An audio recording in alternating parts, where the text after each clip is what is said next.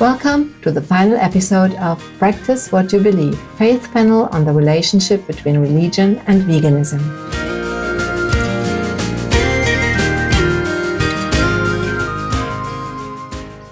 Warning: you might find the content herein disturbing, but the truth must be revealed. On October 27, 2019, a discussion titled Faith Panel on the Relationship Between Religion and Veganism, which took place in London, England, explored the interrelations between spiritual beliefs and cruelty-free plant-based living. It was organized as part of London's VegFest UK, one of the biggest annual vegan festivals in Great Britain, dedicated to celebrating, expanding, and relishing with gusto the life-affirming vegan trend.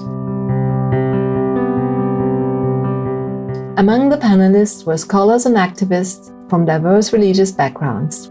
Lara Balsam, director of the Jewish Vegetarian Society, Mara White, Muslim animal rights activist, Krishna Gandhi, Hindu animal rights activist, Dr. David Clough, Methodist preacher and professor of theological ethics at the University of Chester, Reverend Janie Hiller, ordained minister and pioneer activist in the Anglican Diocese of Bristol, along with panel chair Trey Kelly, an anthropologist and PhD student at Manchester University.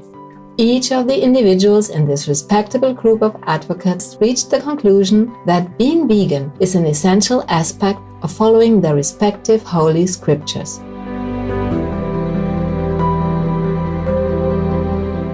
Moreover, it is the only way to truly live in harmony with the spiritual values of virtue and compassion.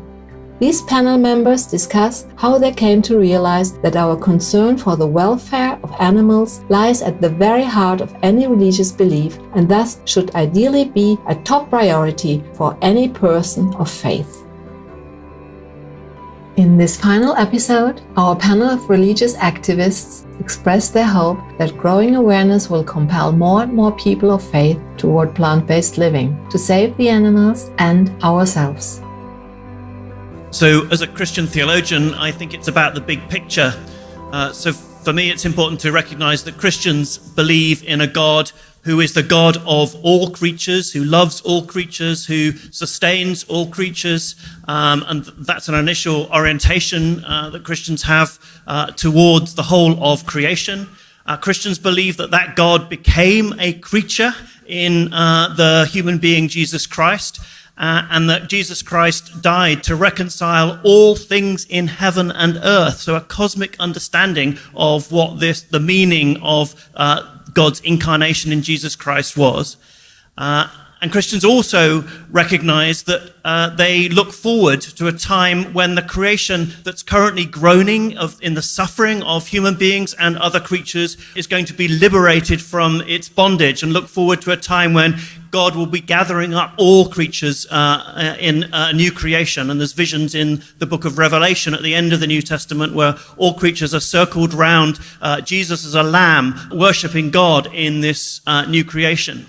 As a Christian today, reading the texts in the context of mass industrialized animal agriculture today seemed to me to be obviously pointing to the radical inconsistency between our modern practices in relation to animals and the faith that Christians share. And so that's what motivates my Christian veganism. The idea that to witness to the God who is the God of all creatures and cares for them means that we need to resist and reject the way that God's creatures are maltreated in the world that we see it today.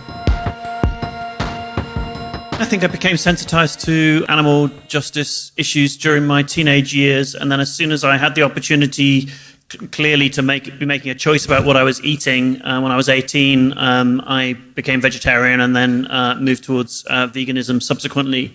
I think looking back, I actually do think that my Christian formation did have quite a strong part of what led me to feel like it was an obvious thing. And I was really especially interested to discover that Methodism was founded by a man called John Wesley in the 18th century, and he was someone who had a particular concern for cruelty towards animals, and that was characteristic of other Christians and especially Methodists in the time after his death. And so retrospectively, I think that the spiritual formation I received is potentially a really important part of what led me to the path that I'm on.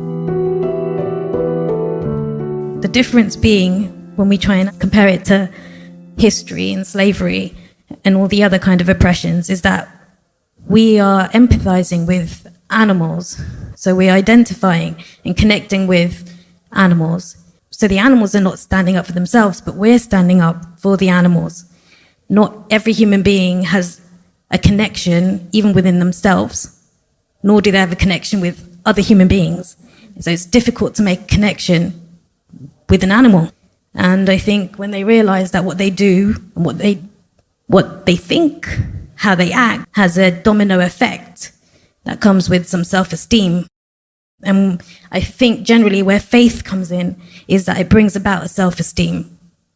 You start to feel that your actions are responsible, they matter, you have to be responsible for your actions. So it's about really kind of getting down to that connection, I think. And if we got that right, I think the rest would it should, like math, just follow on. I know that our Prophet's diet was mainly plant-based. His main food sources were dates and barley. So I think more than 90% of his diet was plant-based. So a lot of Muslims disregard that fact. And it's more of a cultural thing that they eat so much meat. So I think if they looked into religion deeply when it comes to food, then they would realise that meat is not a big part of religion. It's actually the opposite. On June 20th, 2020, Supreme Master Ching Hai was respectfully invited as a guest speaker at World Unity Week.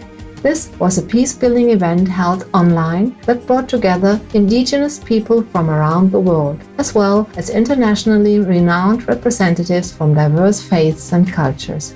Supreme Master Ching Hai graciously recorded a special video message for the participants, in which she spoke of this as a crucial time in which we should not only pray to unite all beings on earth, but also act and go vegan now, to ensure a brighter future for humans and animals alike. It's good that we have this opportunity to express our unity spirit and gratefulness to heaven and earth, for our world really need earnest prayers and sincere effort to unite all beings on the planet. Because we are all nourished from earth and blessed by heavens. We are brothers and sisters, including all non-human beings on earth. However, just prayers and talk is not good enough. We have to act. We have to change our way of life to more benevolent, compassionate, loving and kind toward each other, regardless of race, species, and nationalities. This is a time for us to be quietly contemplating our true nature within, to ask ourselves why misfortune happened, and open our hearts to listen to divine guidance. The divine guidance told me that as we sow, so shall we reap.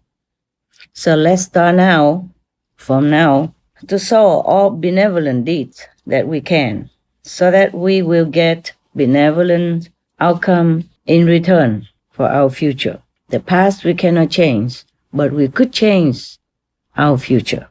Depends on our present action.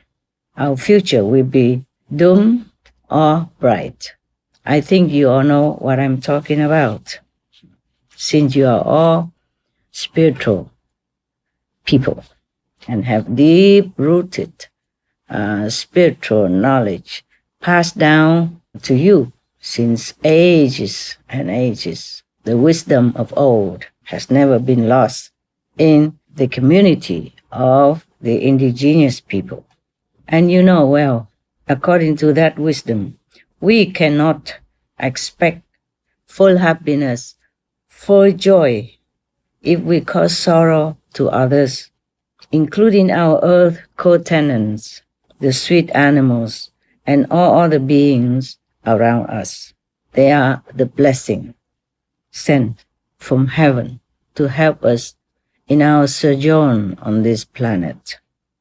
We should appreciate them, protect them, and be grateful for their presence. So my simple message is be vegan, make peace. Thank you all for doing your part to save our world.